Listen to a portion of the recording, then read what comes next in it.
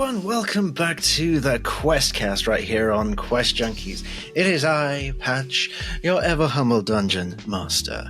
Normally I play everybody else, but today I play the role of podcast host, as this week we are joined by one of the Quest Junkies GMs, the champion of Night City, Las Vegas, you name it, there's a fanfic of it written by this individual.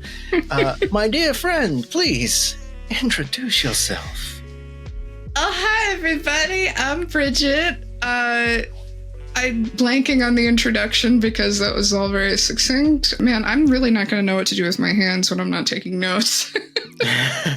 But yeah, I'm here and it's going to be a good time. It's going to be a good time. You got that right. Alrighty, so here at the QuestCast, we delve into the story of the storyteller. We take a journey through the creative journey that you have taken. So let's start at the beginning. So I'm sure we'll get into specifically TTRPGs and such like down the line. But what I'd like to start off with is just you as a creative. Like, I know writing is your thing. That's your big thing. Was that the first creative outlet for you, or have you had other things growing up? Yes, there are some terrible drawings I did when I was very small that are in someone's photo album or shoved underneath someone's bed right now. But the short answer is I've been writing ever since I can remember learning how. And I've had old journals full of like crayon scrawlings that probably look very insane like today, but were meaningful to me when I was a kid. I remember the first thing I ever technically had published was a nonsensical poem into, I think it was like my fourth grade newspaper. It was something like that. Honestly, can't remember what it was about, but I also won the spelling bee that year, so that was kind of overshadowed by my small victory. As soon as I got a computer, I mean, really, that was the beginning of the end, but there's a couple of stories I wrote that no longer exist that adhered to many, many tropes that, I mean, my first ever story I wrote, the character was a self-insert, Mary Sue. If you know, you know. And I guess I could explain what that means as well. Common fanfic trope lessons. A self-insert character is essentially when the writer wants to essentially play themselves inside a story and they just write how they are, except if you pair it with the Mary Sue trope. A Mary Sue is infallible, untouchable. They may as well be made of vibranium. They are that powerful. They have no flaws, no nothing, no conflict, no trouble. Which, if you've ever read a story like that, it does not make for very interesting material. And I think back on that first story I ever wrote, which was for the original show of Charmed. Very cheesy, very corny. I think I don't have the computer it was on anymore either, so it was lost to time. But I think that first story kind of made me think about like others I wanted to not just like write, but also read. I was a very voracious reader as a kid. I was a book dragon then. I'm slowly returning to my book dragon habits, given my shelf collection. And also having a best friend with a booktube YouTube channel doesn't hurt either. We buddy read quite a bit. Shout out to Maddie, our last week's guest. Big shout out to Maddie.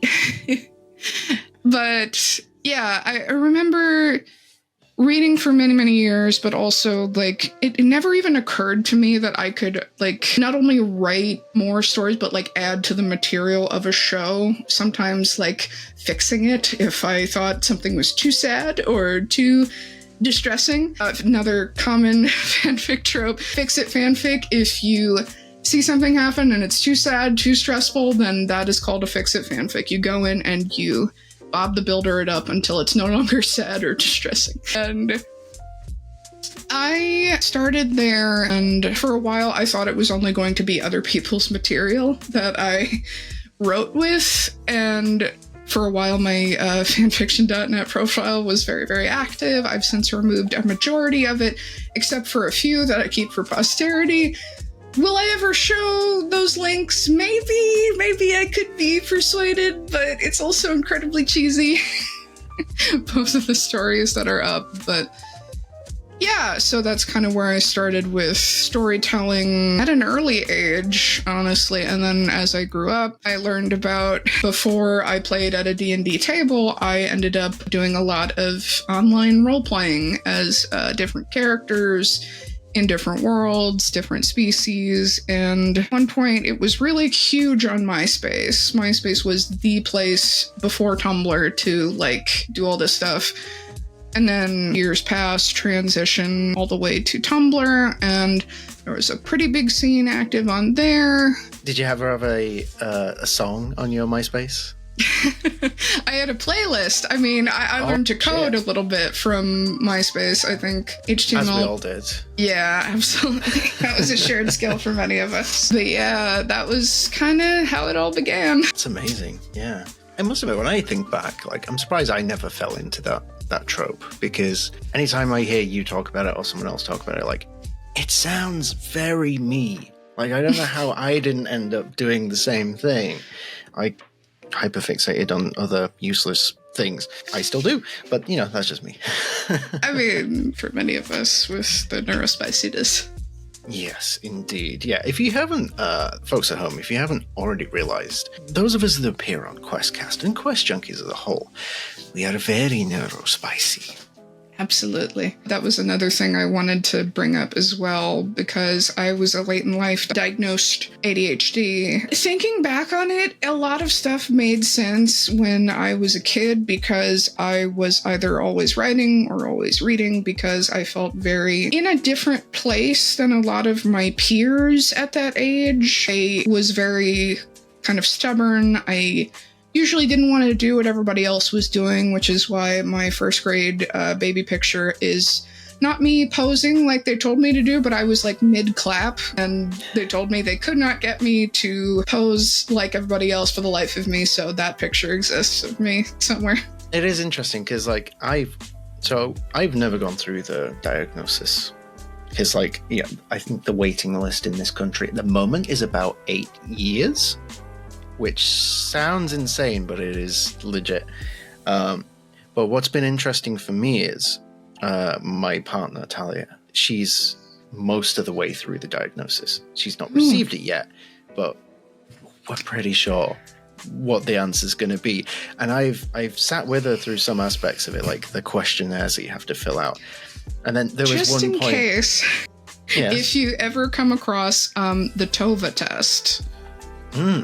It's the worst kind of hell for people with ADHD, because you have to sit completely still. You cannot move a muscle. You just have to click a button several times in a precise, direct order. It goes on for about 20 minutes. I had to do it virtually, and I failed the practice test 9 times. I don't know how I made it through. I had like full body hives toward the end of that test. And as soon as I got the results back, that is one conclusive way that they typically use to test for children. And yeah, my psychiatrist at the time gave me the result, and she was like, yeah, you have ADHD. Yeah. That just describing that gave me a shiver up my spine. It is not a fun time. No. But yeah, so we got to the segment in the assessment where basically the questionnaire that she'd done, they wanted me to fill out as an outside sort of opinion of someone who knows her, you know, being her partner of multiple years. So I basically got given the same questions, but to answer about her. And I couldn't help but also think about what my own answers would be to it. And I was like, oh, I'm for sure like just as spicy, if not spicier. Yeah. I was like, this make like you were just saying, like, things just make so much more sense. And I look at other people and I'm like, oh, you too? Yeah, it's all of us. Like, we're all there. And in a way, I think I turned to writing and or reading because it was a way for me to connect with socially when I didn't quite understand a lot of like the language or like friendship dynamics among people my age. Definitely, I know reading it can be kind of touch and go because obviously everything is dramatized sometimes for fiction, but also I think writing helped me understand if I would like write a story and read it all out on a page and I would be able to see it from another perspective. So that was another benefit, I think, of storytelling at an early age. Helped me. I still struggle sometimes with like social cues, and I'm not afraid to admit that either. Something I'm working on, but I think writing and also intellectualizing being a response where you just break everything down logically, factually, things like that. I've gotten decent at it because, you know, in any given situation where like emotions come into play, I find that it's very, very true that the only thing you can control are your own emotional reactions to things. But I took it a step further and I intellectualize things. So it's kind of like you say, I will notice like if a person is showing symptoms as well. And that'll help me understand it a bit more because I just think it, and also like just like the sense of like kindred spirits as well. Just like, oh, you do that too. Yeah. I know how we can be better friends now. It's like, oh. So that's what it's like for other people. Oh yeah. when they interact with me. Oh, okay. Yeah. I mean, it's one of those things. Like they often have the same conversation about mental health disorders as well. Like, bipolar, for example, schizophrenia, for example. They always say like the amount of famous creative people over the years, celebrities, musicians, most of them will have either had clinical depression, schizophrenia, bipolar disorder, or ADHD. And it's interesting how it's always like neurospice, as we call it now, neurodiversity is so intrinsically linked with creativity. And, it's the way that I see it, and maybe this is just me showing symptoms again, but the way I see it, it's just logic. We think about the world differently. Yeah.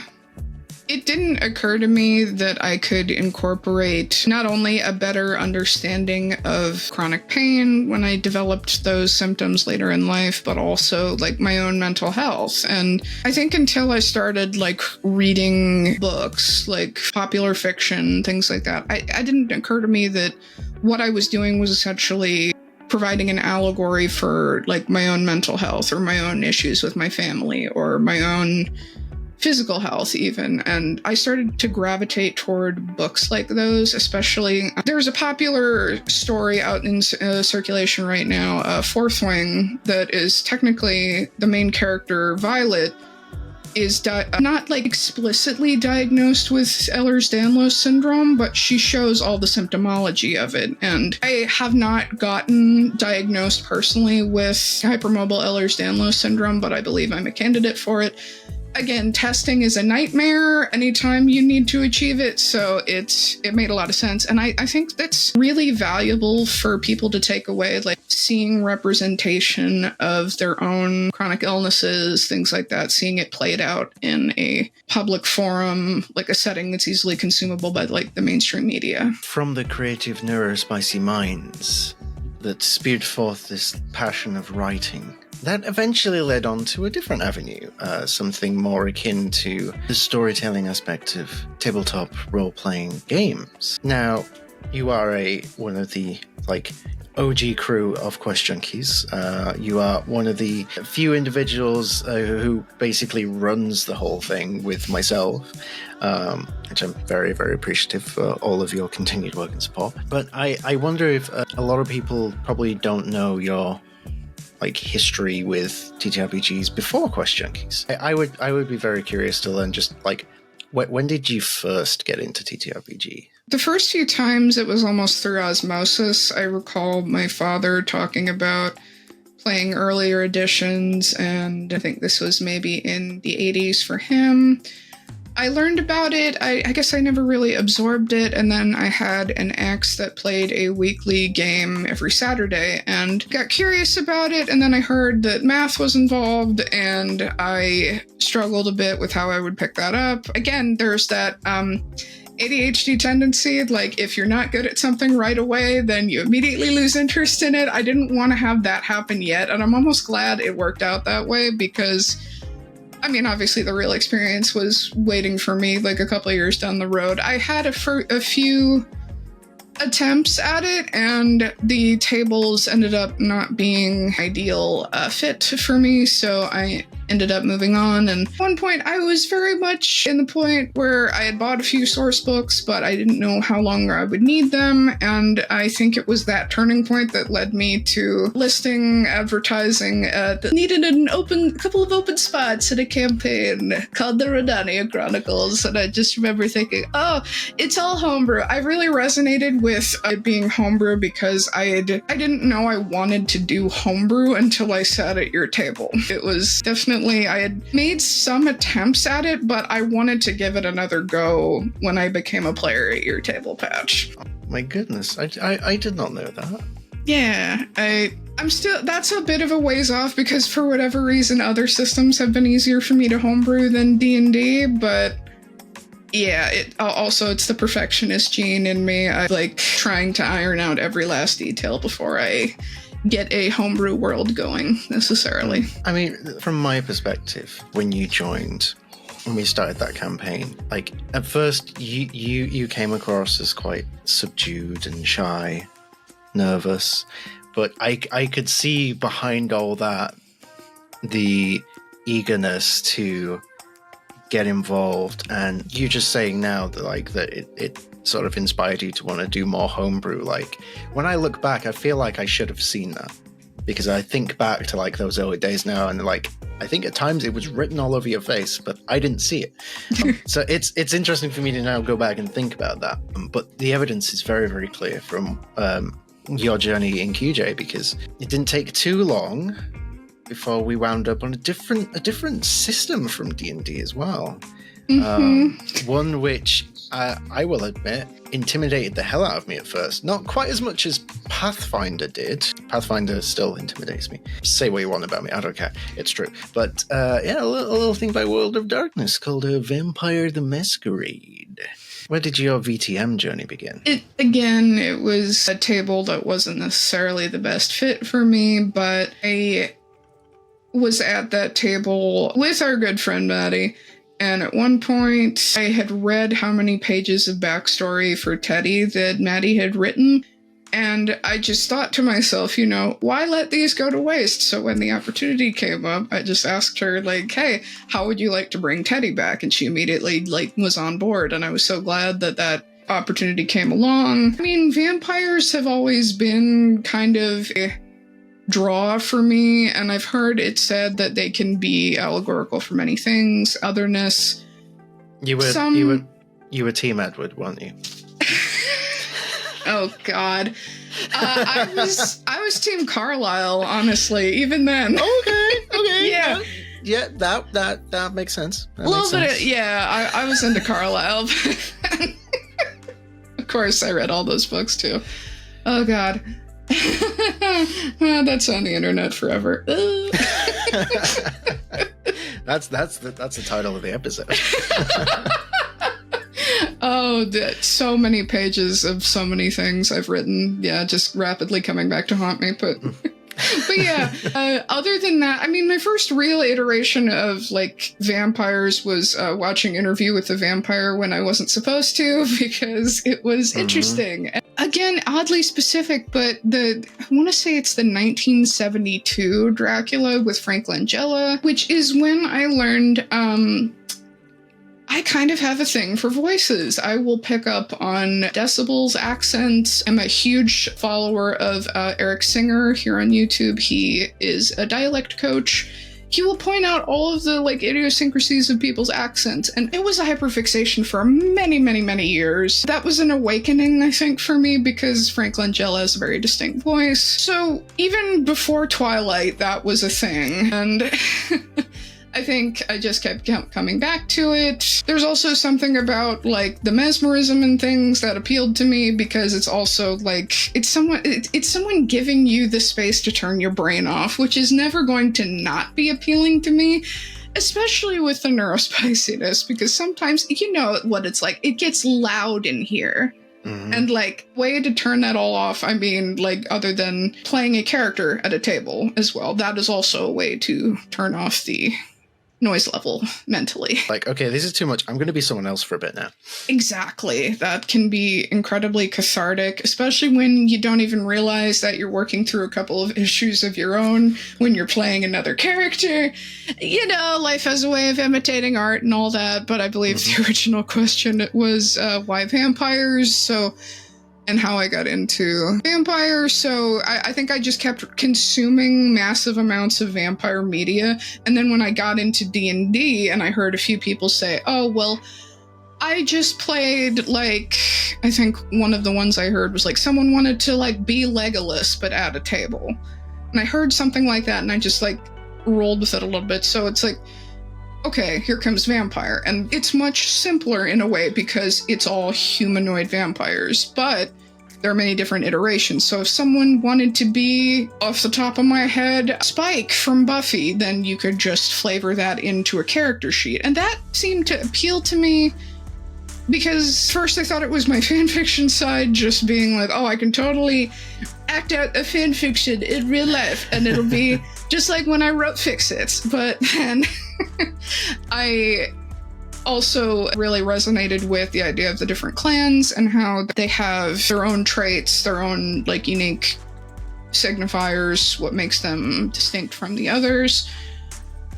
My first vampire PC was a Toreador, and don't actually remember all that much about her backstory, except I think she lost the love of her life, and also she had a Brooklyn accent, which I resonate with because a lot of my family are from New York, and I tended to work that accent in as much as possible, but then she would like cough and clear her throat and speak in a Cambridge accent at random intervals, and it was one of my favorite things about playing at that table with that character. Yeah, I don't think I gave her a last name, but her name was Davina. I almost spelled it like the character from the originals, but I ended up spelling it with 2 E's for that like New York type feel.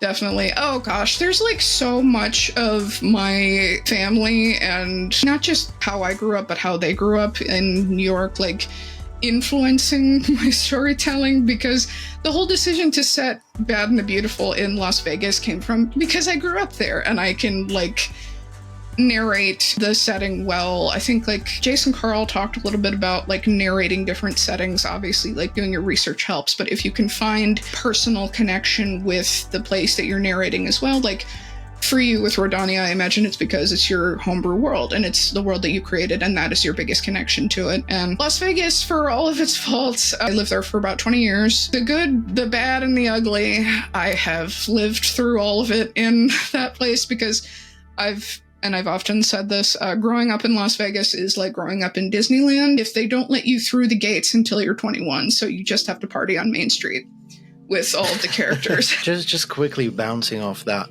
how did it feel as we were in the midst of doing Bad and the Beautiful and we got that little message of support for you from Jason Carl?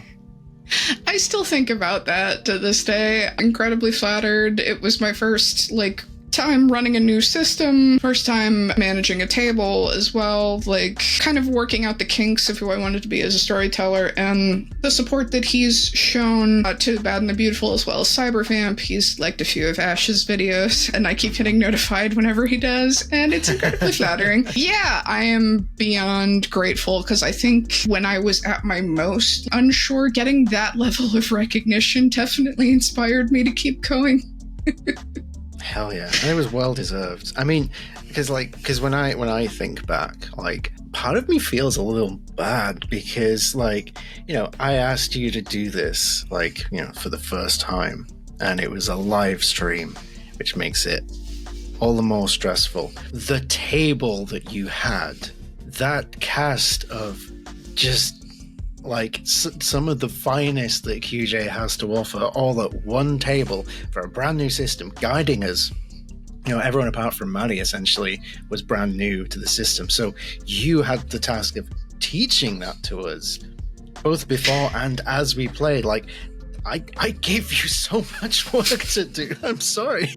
Honestly, I think back on it now, and having taught the system a few times now, I realize that all of the D10s I know can be very intimidating, but I feel like once people hear that everything is situational, kind of lifts the pressure a little bit, and it gives you freedom to like really get into your character, knowing that like at some point a roll could come up, but also you're free to just enjoy the setting for the most part. And if you want to do an action or something like that, then just bring it to my attention, and I'll determine which would make the most sense. Again, it's a little bit tougher on the storyteller as well, because we're talking about not just 9 attributes, but an entire skill trees of roles to determine. Some, like with the finance stat, I don't understand the finance stat, because the technical definition in the World of Darkness core book is the knowledge of how money works is the best like way I can think to summarize it. And I'm just like,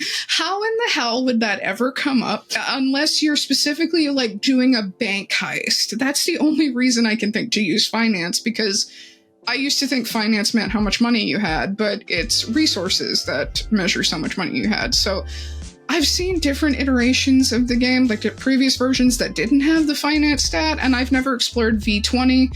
So V5 that we have done on Quest Junkies is not the most current edition. V20 is actually the latest one, and I've never taken a look at it, but honestly, like that's why I also like that World of Darkness places such an emphasis on the rules are meant to be bent or broken or changed to suit your purposes. I like that malleable feeling, because sometimes with D&D there's that like hard and fast set of rules, and you don't want to like go too far off the beaten path, otherwise stuff's not going to make sense. Maybe the game might break down. That's generally why I think that's why I've adhered to it the way that I have, and why I'm now looking into like Changeling the Dreaming, Demon the Awakening a little bit, Wraith the Oblivion, Werewolf the Apocalypse I think would be fun.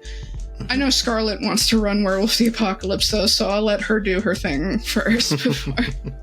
See, the way that I see it, and feel free to agree or disagree, but the way that it makes sense in my head is the main contrast between Dungeons and Dragons and Vampire the Masquerade is Dungeons and Dragons is a big, complicated game. There is so much in it, but outwardly, it doesn't seem like there is. It seems pretty straightforward, but the further you go into it, the more complicated it gets. With Vampire the Masquerade, I feel like on first look, it seems endless. Like there's so much to do, but the more and more you get into it, the more and more you realize it is a big system. It is a chunky system, but it's simple. When you get down to the brass tacks of it, like how many playable races and classes are there in D&D, plus the concept of homebrewing. You have 13 clans in Vampire Masquerade. Like, that's it. You don't have to be like, oh, I could be an astral elf, I could be a furbolg, I could be a dryad. No, you're a vampire. You would think that like the limitation to like the modern world would make it boring too, but also like, I mean, and I've said this many times, World of Darkness likes to write fan fiction. I just had this epiphany right this second. Maybe that's why I resonate with World of Darkness so much, because every core book is going to come with a real life application of fan fiction to explain, like, here's a concept, here's how it would work in a potential story, here are characters interacting with that concept in mind. And I resonate with that in a very like real way. I think, oh, that's an epiphany. There you go. But yes, so you would think that it would be kind of boring because it's limited to the modern world, until you realize that it's just another layer of the modern world. And I would make the comparison to the Unsleeping City in Dimension 20, which is technically a real world game, but also there is another layer that they've been introduced to the Unsleeping City, which is, again, feels like being introduced to the World of Darkness a little bit, because there are obviously more humanoids to deal with, but at the same time, there are layers, there are different creatures. That was another thing, too, in the comparison between D&D and VTM. The creature count may be like limited, but also they have their own set of rules. In that in Vampire, if your humanity is reduced all the way down to 0, you become one of these creatures. You become a wight who is a completely broken down like person, only responding to like the barest of drives. And usually that just means you become essentially zombies, like just running around looking for blood. And one of my favorite bits from the core book is that like you may as well just hand the storyteller your character sheet, because your character is no longer in control, essentially, as weird as that sounds, but it always makes me laugh. Okay, so we've talked about you running things. So let's bounce off that just for a hot second, and let's look at your experience playing. Now, I can say as your DM in multiple campaigns, you create very complicated characters with very complicated relationships and backstories, and I suppose that's the writer in you. Like you are very much like me. Like you could just hand the character this, like here's my backstory. It's a blank piece of paper. Do what you want with it. But you can also be like, here's a fanfic I wrote that's basically the entire last 30 years of this character's history. And it'll work, and it's great, and I love it. What is your typical approach to creating a character? Like, is there a specific thing? Like, do you decide who they are as a personality first before picking things like, what class they are, if it's D&D, or what clan, if it's Vampire the Masquerade? Or do you start with the more mechanical decisions? Would you believe I used to be terrified of having any character I wrote go through anything horrific and traumatic? And I think that came from my early fanfiction days when I had no idea what I was doing, and I probably wrote a few too many of the Mary Sues that were untouchable and had nothing bad happen to them ever. How much did we break you?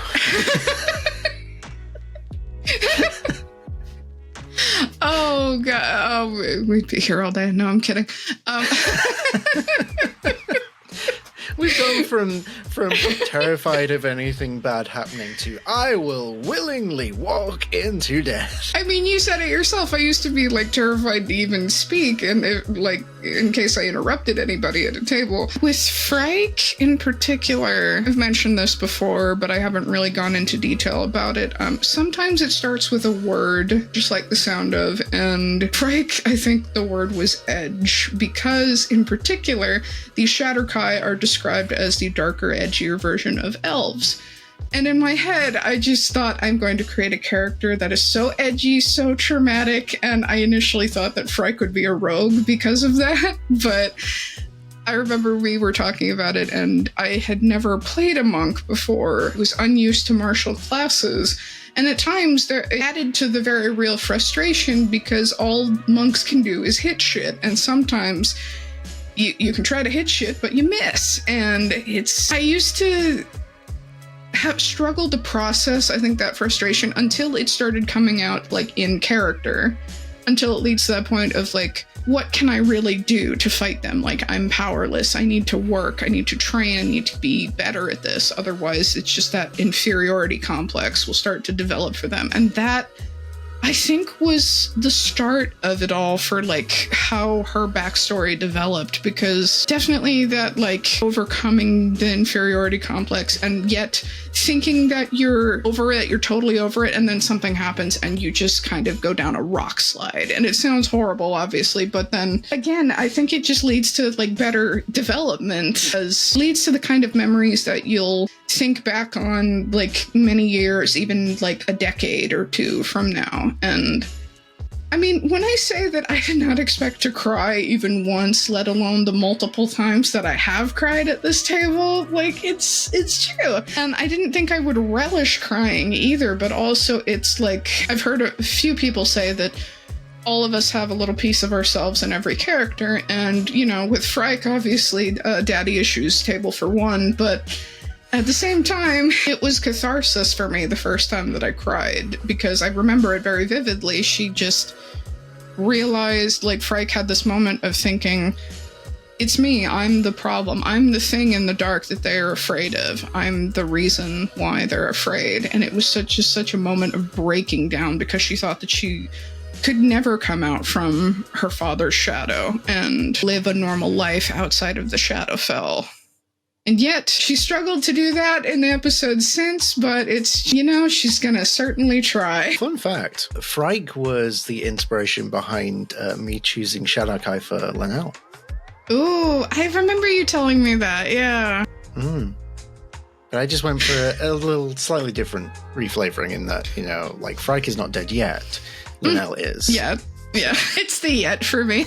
It's the yet. So that was one word. The character that I play on Phoenix Iwaki, Hiroharis, my Dreamweaver Bard Rogue, the word was knives, so I picked Assassin Rogue and College of Sword Bard, and he can do fancy shit with a knife. I thought the word was going to be himbo.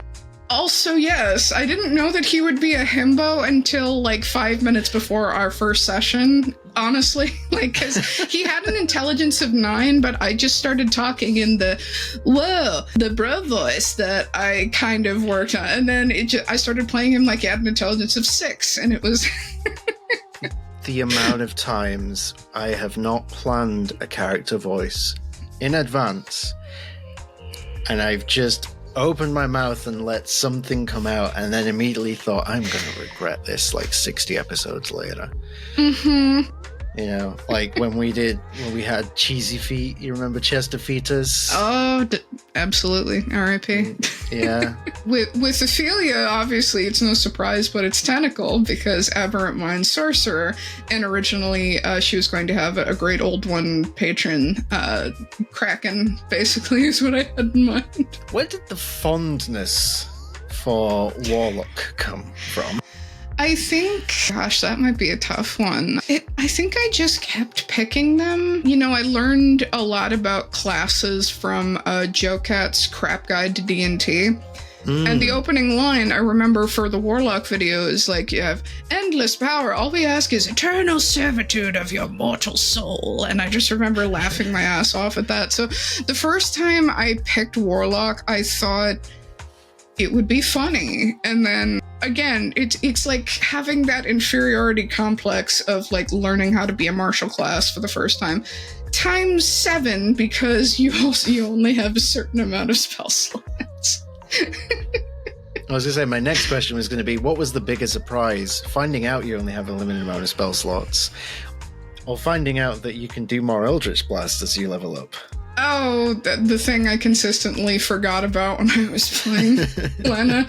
Yeah, I think the inferiority complex for Lena was a very big part of her character. I know there have been some players that will actively pray to their patrons in order to get more spell slots, but Lena didn't know her patron, really. They were a voice in the dark that got her out of her own grave and told her nothing else. And at the time, it made for good storytelling, so I liked going along with that route. And then the inferiority complex got incredibly real to the point that it bled over into the player as well. So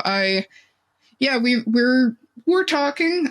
Things are in talks for our eventual return to Stradalicious, and I think it'll be a bit of a departure from the Warlock as well. Finally learned my lesson, what can I say? It only took 3 to 4 years, but we got there. Amazing. Yes, we are indeed in the midst of planning the return of Stradalicious. Will we see the return of Lena? I mean, we're not going to spoil anything, but there is an answer to that question. It might not be the one you expect as well. I am excited for Stradalicious. Let's just stay on Lena for a minute, because Lena had a very interesting journey in such a short amount of time. We saw, I think, several different evolutions of this character. Most assuredly in the Dark Powers, run by our wonderful friend Sky, as the interim story between Stradalicious Act 1 and what is yet to come. One of the things that I really enjoyed about Dark Powers was that we were essentially paired up because we were two undead characters that were suddenly put in the same situations, we're alive, we can breathe, oh my god, we have something to lose now, oh no. Dead Girls Club, man. I know, and I mean, I didn't expect one of us to end up in the barbecue club at the end, but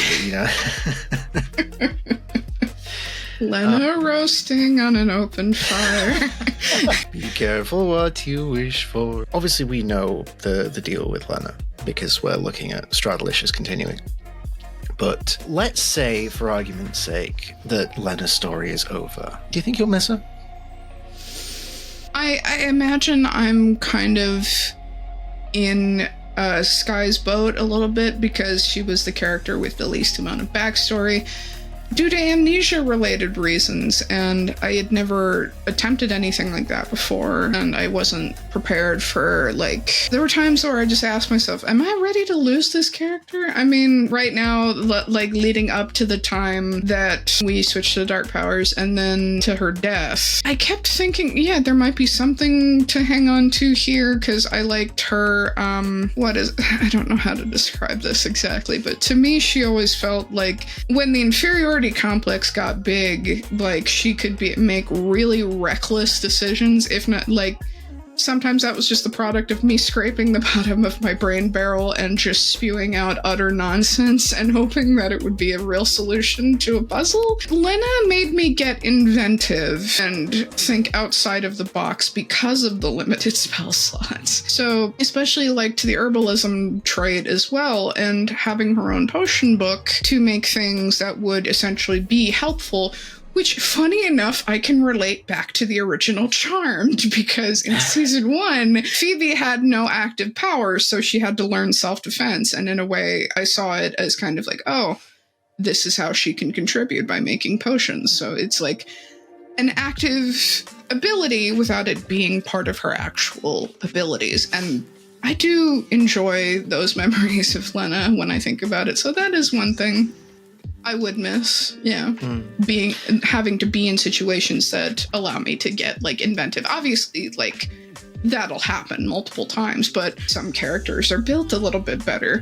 Lena, I built when I had no idea how to build a character as well. So Warlock, I think, was kind of just a byproduct of me not knowing how to, like, stack abilities, stats, what to put where, things like that, when I was still learning how to be an indie player, I think. Are there any, like, specific character moments on your time so far on Quest Junkies that are like core memory unlock moments?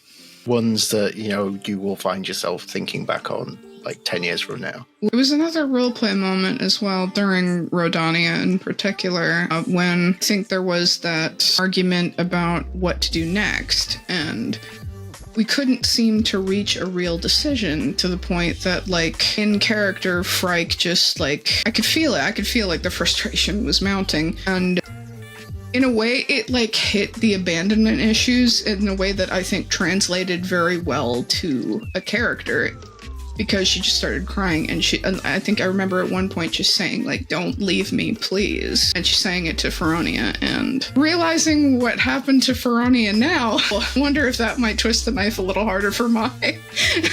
Oh boy. Sorry, Mai.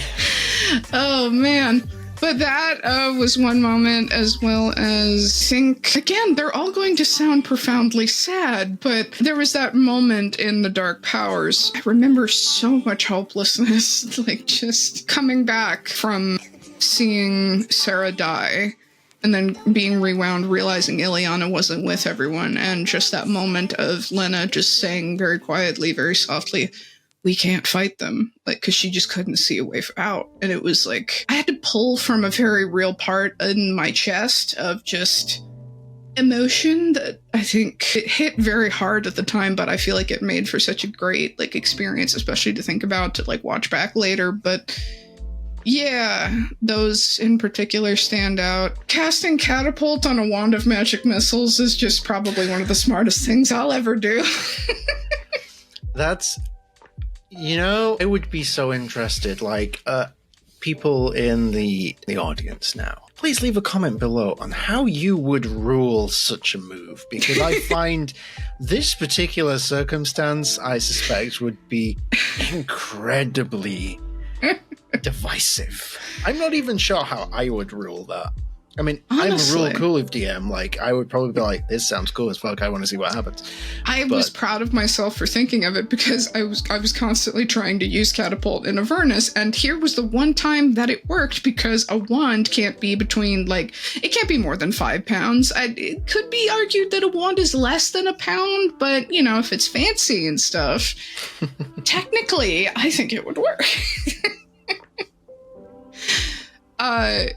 Yeah, funny enough, there have been a few moments of stacking College of Swords things with Bardic Inspiration. You can do some OP things with College of Swords because, like, the flourishes have saved hero's ass on more than one occasion, and Maddie will be the first person to tell you that. It just really sucks when you run out of Bardic Inspiration, but yeah, I think those are a few of my favorite moments. What about being in the GM seat? Okay. I mean, I think there was a moment with Lucian crushing his old glasses.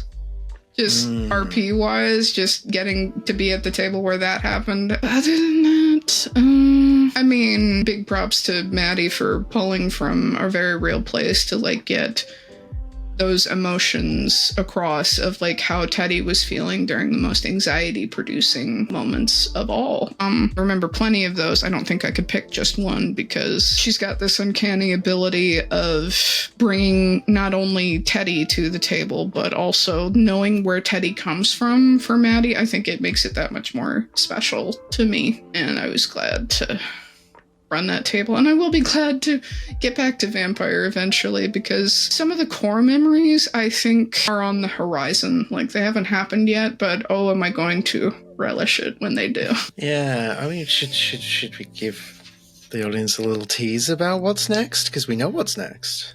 Could. For the first time, I'm using something close to a module adventure from Chicago by Night, and I'm telling the story of the La Sombra being officially inducted into the Camarilla, and because of the Hamilton reference that Maddie will probably enjoy later, decisions are happening over dinner, and that is the quote for what this one shot is going to be like, and hopefully get a chance to, I think, rotate the cast and maybe expand the universe of Night City a little bit more. Now that Cyberpunk Red is coming to Demaplane at some point, I think that will also play into things a bit more, because I know there's a lot of Night City that I think we weren't able to touch on exactly, like with the cyberpunk elements of it. You know, everyone wanted cyberware with their vampires as well, just become the most jacked Terminators that are powered by blood. And I was considering it, and, you know, there may be some iterations of it, but I think it'll mostly translate into just cyber psychos everywhere. But that's in the works. There's always a project somewhere, I think. All right, I'm going to change things up a little bit now. I'm going to ask some just random, off the top of my head, specific questions. We'll see what the answers are. How much of your storytelling is influenced by supernatural? A lot to vary, I think. Human world is boring. Like, why not supernatural creature here and there and everywhere? And I'm not just talking about my old Kindle Unlimited history either. Although, yeah, you know, if you ever want a good way to learn about, like, different kinds of monsters apart from, like, the core 3, vampires, werewolves, and witches, Kindle Unlimited. Like, you will see things. Some of the things may be a little bit, like, intense, but you learn a lot. I learned a lot in my time with Kindle Unlimited. It kind of, you know what, when you say it like that, Kindle the Unlimited sounds like a World of Darkness release. No, okay, if I can say this, that's the monster fucking TTRPG that we're in. Oh, you can absolutely say that. God, yeah, I could say that. I think you just spoke something into being canon. Sky, I'm gonna hit you up for so many details. I mean, anything can get published on Kindle Unlimited, and I say that as a published author on Kindle Vella. Patting myself on the back a little bit. But yeah. We've talked a lot about, like, we're always coming up with ideas for projects and things that we'd love to do in the future. Like, are there any dream ones Like I know we've talked about a few. Like I know one of the ones that I would love to see you do is we've talked a few times in the past about doing like Monster of the Week, but it's ghost faces. Also, Supernatural. Yeah. That does sound like a fun one. One that's high on my list is Fallout in particular. Systems with armor ratings tend to terrify me. That is a lot to keep track of, but I'm hoping with Cyberpunk Red in particular, also just running that core system and not having it like cross over with something else. In my head, it's just the nerd math. Intimidated by Cyberpunk, cross it over with Vampire the Masquerade. Just like the real thing. But yeah, I'm hoping to learn a bit more about the 2D20 system for Fallout. I've seen a few independent ones that I'm interested in. I picked up both the bundle for accessibility and the bundle for Palestine. I think I have something like 900 independent TTRPGs in my possession currently. There's one in particular that I want to get a handle on that Mai told me about, actually, Inspiriles, a TTRPG that uses sign language as a method of gameplay. And I'm incredibly interested in that because, fun fact, I am a deaf studies major with the intention of moving on to become certified as an American Sign Language interpreter, so that hopefully I get certified to work in all of the states, and then I learn a different sign language, and then I get certified to work internationally so that I can finally leave the US and be able to work in a place where I could also see my friends overseas, and that would be such a great time. It would.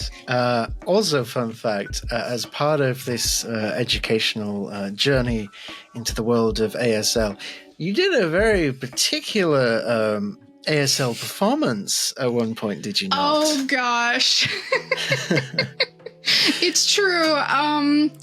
So fun fact, I had to do a speech, monologue, or song for my last ASL class, and I picked the monologue from Dropout of Brennan Lee Mulligan going insane at the end of the yes or no game, and just saying, I know what's going on here, okay? I do. I did all of it in ASL, and I got a 97, I believe. It was on the project.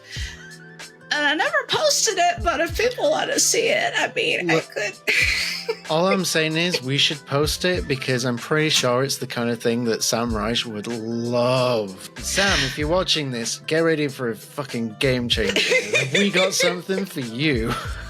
Oh boy. Okay, yeah, if there's interest in it, yeah, I'll post it. Hell yeah. I'm not terrified or anything. That's what happens at QJ. You come here, you get terrified, and then it gets all heartwarming and emotional. Plenty of things that scare you, it's true, but the rewards always outweigh the risks. They do indeed. Yeah. You know what? Just before we get into like the closing segments of this session, there is one thing that we haven't talked about, actually, which would be really good to talk about because I haven't had a chance to talk about it with someone yet. And that is the Circle of Blood and Time. For those of you not in the know, myself and Bridgit were part of our first table of Candela Obscura, which was run by the ever-incredible Scarlett Song. Love you, Scarlett. I know you're watching. I would like to interview you for QuestCast, so let's arrange a thing, and then we can talk a lot about this. How did you find Candela Obscura and the Circle of Blood and Time? I mean, not just saying it because my character's wig and hat are positioned so lovingly in my background, but I like it because it's still in the realm of supernatural, but it simplifies things, I think, even more than vampire, because unless you're a very specific character type, you don't even necessarily have access to magic. You just investigate the magic and potentially all of the bleed, if my understanding is correct. I still want to read up on the lore, I think, of Candela to understand it a little bit more, because the D6s seem very adaptable, I think, to new players learning how to play it for the first time, and love that everything has a bit of a steampunk feel. It reminds me a little bit of Call of Cthulhu, which I have not played yet, but I have the opportunity to play sometime in the near future. Very much looking forward to being at C's table. So excited. I have two characters. I can recommend. C runs a great table.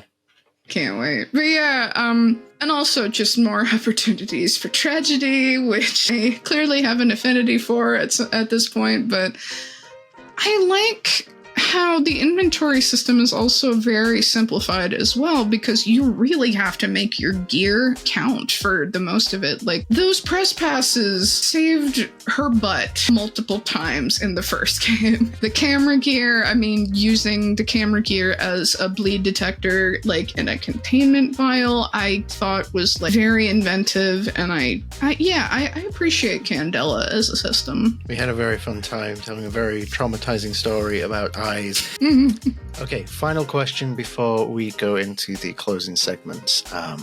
This is a very serious question, and it's connected to the Circle of Blood and Time. In as much honesty as you can give, what colour was it?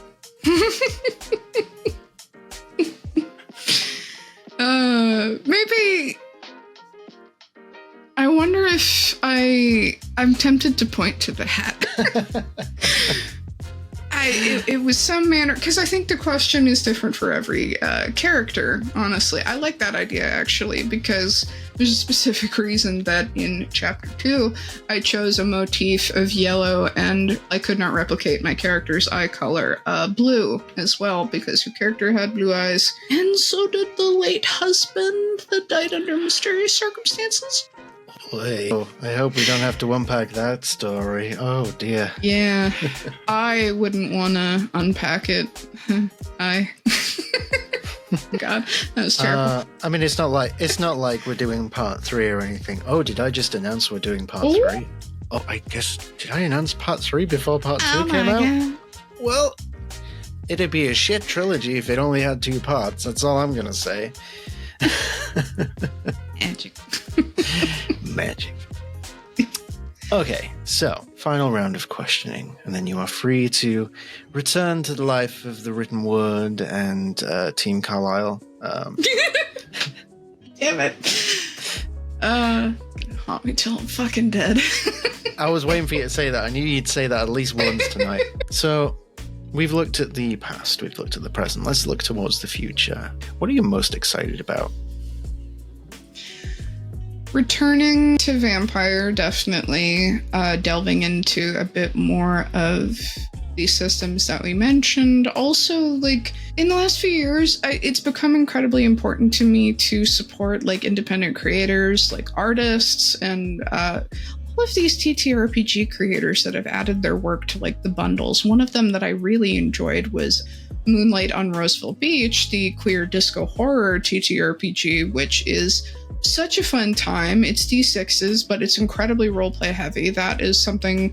They just released 2 new adventures, one of them being, I believe, Queen Maeve's Carnival Ride, which in the late 70s, early 80s, Carnival is inhabited by a fairy queen that has a riddle for everyone to solve, which sounds, a lot of these adventures are going to sound simplistic, but they read a lot like if you've ever enjoyed Scooby-Doo. Everything gets neatly wrapped up by the end, because it's usually, there's no Old Man Withers, but there's usually like a definable solution, I think, to reach. And I think that's what my players at these 2 tables I ran recently found. And I love any system that, like, you can take a bit of a breather from the rules for the purpose of focusing on the story and facilitating how it plays out. Do you think your creative journey in this little community that we've built together, because we've built this together, you are essentially my right-hand man, do you think it's impacted you more than just as a storyteller?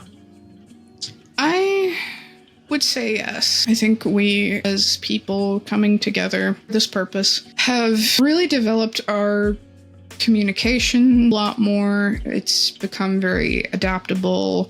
I think we understand, even when we're on like short hiatuses like we are now, sometimes it's necessary to have these conversations that may seem a little bit uncomfortable in the moment, but will ultimately lead to like more understanding not just between us as players or us between the player and the DM, but also us as like friends, because obviously we're building something with all of our authenticity and everything we can muster at the table. But we all came to this as friends wanting to play TTRPGs, to tell these stories together. And I think it's taught me the value of friendship, as well as, I mean, we said it earlier, I no longer fear death at the table. I used to be not only terrified to speak, but also terrified to lose a character that I was emotionally attached to. And now that I know how much it'll affect, like, not only storytelling, but also the other characters at the table, yeah, I welcome it. If I roll a saving throw and fail, we'll see what happens. Let's fuck around and find out a little bit. And to anyone who has healing, spell slots at the table, I appreciate you wanting to heal my characters, but at the same time, I'm always going to be asking, but what if you didn't? Because what if something fun happened? You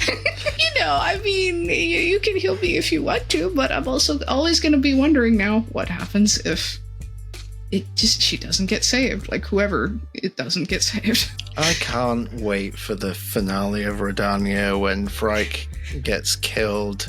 And I counterspell the Revivify to bring you back.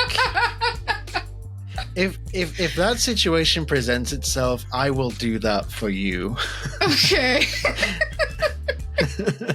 Oh, wait, we didn't talk about something else I did early when it was like maybe a year that I'd been playing, because I took a theater class and I needed to record a short monologue video form. So I acted out Frank's death scene. Oh, I remember. Hypothetical death scene as well. Yeah, and thinking about that now, that was before Lena's death, and it again. I maybe might want to not post that on the internet, but also maybe share it in the Discord, because I think I acted the hell out of that. Not to toot my own horn, but I cried and everything, and that is one good example of how death can also significantly impact a story as well. Like, when you're thinking about what your character would say as they die before it even happens. Like, I did not do things like that before I joined Quest Junkies. Yeah, in future now, any characters you submit in a session 0 is going to have, you know what? It's going to start off as if Aegis from the Redania Chronicles was the GM, because the first question is going to be, I was thinking the exact same thing. Not just funerary rites, and also, how do you want to die? Yeah. Oh, man. I love it. Is there anything you would hope that the people watching this, whether they be new to the space or returning long-time fans, just our general audience, is there anything you would, a message that you would like them to leave with, some parting words, some advice? If you are a creative type and you have a certain flair or niche that you enjoy creating for or writing into, and you think, as you're writing this, if you've ever had that thought of, oh, well, who would want to read this? Who's going to read this? Who would enjoy this? As I have before, there's always someone that is going to resonate with what you bring creatively. And I think I could have really used that lesson when I was first starting out myself. I think your audience is out there. And even if you struggle to promote yourself through different mediums, I think if you persevere, and more importantly, if you find that support system that is ready to believe in what you do and what you create until you're ready to believe in it yourself, then I think that is one of the most invaluable things you can have as a creator. So hold on to that. Hell yeah. This has been rather lovely. Thank you so much for coming on to the QuestCast. I had a blast. Yeah. Before we fully wrap up, I do have a question for you. I thought I'd save this for the very end. So it's pretty public knowledge that when we return to our weekly campaigns, the wild ones, the Redania Chronicles, we're entering the final arc. So, we're in the closing chapters of a story, potentially. I'm not saying that we only have weeks remaining. It could go on for another 6 months. But it's a story that is nearing the climax, which presents an opportunity, actually. And I figured I would use this space to ask a very particular question. So behind the scenes, we've been working on a little project. And once the Redania Chronicles has come to a conclusion, I'd like you to get involved on it, because the issue of spoilers will not be as much of an issue. Okay. As I don't think I've publicly said this, but a long-term goal of mine throughout this whole ordeal. I say Quest Junkies like it's an ordeal. Oh no. What kind of Freudian sleep was that? One of the long-term goals has always been, I created this homebrew world of Redania, and, I have to reach out to my friends who do art and things like that, and our actual players to get Redania out of my brain and into something that everyone can enjoy. A good way to do that is to make a campaign setting guidebook. There's a whole lot of world for just one person, and I have a small team that is now starting to build it out with me. When the campaign comes to an end, I would be thrilled if you would help us with that. Oh, I'd love that. Hell yeah. Let's do some of that homebrewing together, because I think you could do wonders with it. Absolutely. I'm excited. Hell yeah. Awesome. Amazing. So, before we do wrap up, please tell the world where we can find you and support your creative endeavors outside of Quest Junkies. Oh boy, I am on socials as Nice Try Enigma, pretty much everywhere. Gosh, I never remember to plug my socials either, but yeah, so that's a thing. And I'm I think now behind the scenes I can say that I'm appearing in campaigns every Monday, every other Sunday, recording and then streaming them, and I think that's going to be such a fun transition as well. I'm also on Phoenix Iwaki every other Friday for Candlekeep Mysteries, and when I am not recording things or on stream over on Phoenix's channel, you can find me behind the scenes, recapping, Larkeeping, Fanfiction, all that good stuff. And I mean, I think I can say this now because I'm in talks with a certain creator that maybe made an appearance in a vampire video on the channel briefly a couple months ago for Cybervamp. Maybe a featured writer on the TriQuinn app. Hopefully sometime in the next few weeks. Things are being worked on as of this week, and when that happens, best believe I will be shouting from the rooftops on my socials. Thank you so much, Bridgit. This has been a blast. I mean, we hang out all the time. This is always fun. This just feels like another hangout, but yeah, it's good to just sit back and reflect sometimes. And and like I said, you are kind of like my right hand person in Quest Junkies. Throw a lot of stuff at you, and you straighten it out for me so that my brain doesn't explode. So, a lot of this, people always say like, oh, Pax, without you, there is no QJ. It's like, it's not just me anymore, because there's people like you that are also crucial to it. So, thank you for being part of it, friend. I wouldn't change a thing, I don't think, out of the last few years. Glad it happened the way it did. Not even Lena's spell slots? Okay, maybe I'd pray to whatever patron she has, but probably expecting that it wouldn't work. I mean, we can finish off on a fun fact that Sky shared earlier today. Our wonderful Sky McSparkle, who plays Ileana in Stradalicious. A theory that Ileana once posed that the reason why Lena was dead is that Linnell killed her. Before the start of the campaign, and I'm like, I never considered that idea. No. Oh no is right. That's gonna make this situationship very problematic. Oh gosh. I mean, I don't want to tell tales outside of DMs, but also I not only wrote extra backstory, I also made a second playlist for funsies. Oh my goodness. Oh no. And on that bombshell, thank you so much for everyone tuning in tonight. We will be back next week with another episode of the QuestCast. So, all the love to you at home, and I guess if there's anything else left to say, keep questing, QJs.